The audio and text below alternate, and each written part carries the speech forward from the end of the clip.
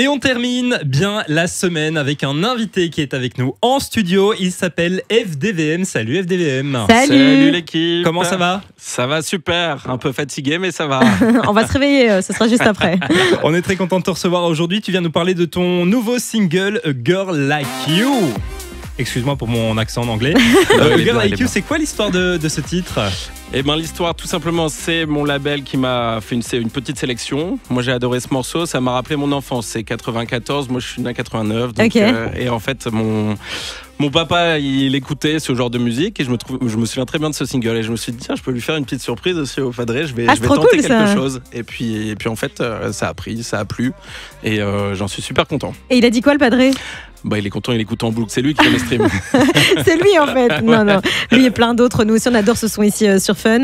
Qu'est-ce qui t'a donné envie de te lancer dans la musique électro ? C'était une évidence dès le départ ? Non, mais en fait, à la base, j'étais en études, hein, comme beaucoup de personnes, et c'est moi qu'on appelait pour ramener l'iPod. C'est moi qui ramenais la musique tous les week-ends pour les premières soirées. C'était le jukebox, quoi. Et, exactement. Puis en fait, au bout d'un moment, je me suis dit, je vais peut-être essayer d'apprendre à mixer. Puis après, j'ai fait des soirées, j'ai organisé des soirées en parallèle des études, en fait, pour essayer de me payer des platines et tout ça. Et puis tout s'est enchaîné et je me suis dit j'en ai marre de payer des artistes à mes soirées, je voudrais quand même réussir à le faire moi-même. Et puis au bout d'un moment on finit par apprendre et puis ça m'a plu quoi. Ça devient évident. Et puis le partage entre tous les artistes c'est canon, moi c'est ce que j'aime. Alors depuis tu as joué dans pas mal de festivals, dans pas mal de lieux incroyables. C'est quoi l'endroit où tu as un meilleur souvenir ? C'est 100% Coachella et me retrouver dans les loges avec Axl Rose et participer au concert. C'est incroyable. C'était incroyable. Expérience de fou. Ouais, mais en fait, c'est comme si c'est resté là-bas. J'ai toujours un peu du mal à en parler parce que c'est vraiment resté là-bas. J'ai profité de l'instant T. Est-ce que c'était un truc que tu avais dans ta bucket list ou bien quand c'est arrivé, tu t'es dit, what ? C'est quoi ce délire ? Ouais, j'ai pas compris. Ouais, t'as pas compris, mais c'est génial. Enfin, j'en rêvais, forcément. Ouais, évidemment, bien sûr. Mais ouais, j'ai pas compris. Est-ce qu'il t'est déjà arrivé un truc sur un live un peu fou, une anecdote d'un truc un peu inattendu ?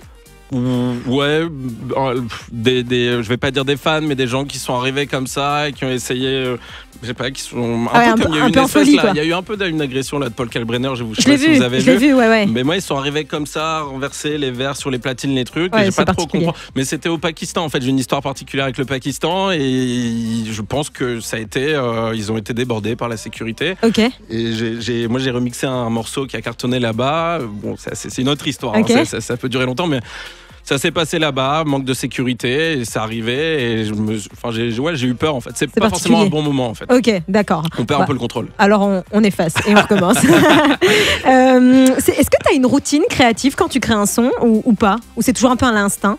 Non, j'aime quand même demander. J'ai toujours un peu la bande de potes à qui j'envoie toujours les premières promos. J'ai mon ancien collègue Victorien avec qui j'ai créé FDVM en fait. Maintenant ça fait 5 ans que je suis tout seul, mais à la base FDVM c'était Florent Denecker, Victorien Mullier. Et je lui envoie toujours. J'aime bien avoir un peu son avis. On est toujours en bon terme et c'est plutôt cool. Puis forcément le label, on envoie toujours. Absolument. Histoire d'avoir les premiers retours et de savoir si on est dans la bonne direction ou pas. Il y a un endroit sur Terre où tu rêves de jouer ? Tahiti, je sais pas pourquoi. Wow. Je sais pas pourquoi, mais j'ai envie d'y aller. Stylé, c'est trop cool ça. J'ai envie. Si on nous écoute à Tahiti, petit message. Voilà. J'ai vraiment envie. Tu préfères travailler seul ou collaborer avec d'autres artistes ? C'est des trucs qui te fait kiffer aussi ? Alors forcément c'est différent, j'imagine. Ouais, c'est différent. Moi par exemple là c'est la première fois que je sors un single, en tout cas que je suis supporté autant en Belgique sur un single solo. Mon dernier c'était avec Henri, qui s'appelait Wanna Be Love, que vous avez supporté. Qu'on avait préparé d'ailleurs. Voilà, je me doute. et là de voir les premiers retours comme ça sur un single où je suis seul en dehors de la France. Ça fait super plaisir. Évidemment. Maintenant, j'aime toujours partager. J'écoute toujours. Je reçois beaucoup de promos. Donc forcément, s'il y a quelque chose à un moment qui me plaît, quitte à collaborer, autant y aller. Hein. Surtout qu'aujourd'hui, on le voit sur les réseaux, sur Spotify, les cross-posts sur Insta. Ça fonctionne. C'est ce qui marche. Donc forcément, pourquoi refuser ? Ouais, c'est sûr. Alors pour bien terminer la semaine, tu vas mixer un petit quart d'heure ici sur Fun Radio. Allez. T'as prévu de nous mixer quoi ? Alors tout est dans mon registre un peu électro-rock. Ouais. Okay. Donc après, on a toujours le Wanna Be Love que je vais jouer. J'ai un petit edit de Angus et Julia Stone. vous allez écouter un petit morceau de Tiesto qu'il avait fait d'ailleurs. Je me suis beaucoup inspiré en électro-rock. Et voilà, j'ai 5-6 morceaux comme ça que je vais vous enchaîner. C'est quoi tes projets pour la suite ?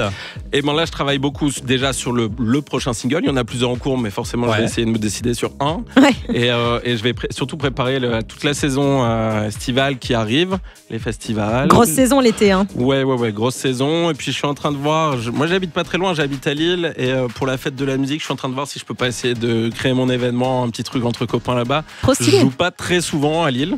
Ouais. Donc en fait, je me dis que c'est l'occasion rêvée en fait. Ok, de la musique, je suis à domicile. On espère voir cet événement vous allez recevoir une invitation. Trop cool. Merci beaucoup FDVM en tout cas. Merci à vous. De 15h à 19h, passez l'après-midi avec Simon et Mano sur Fun Radio.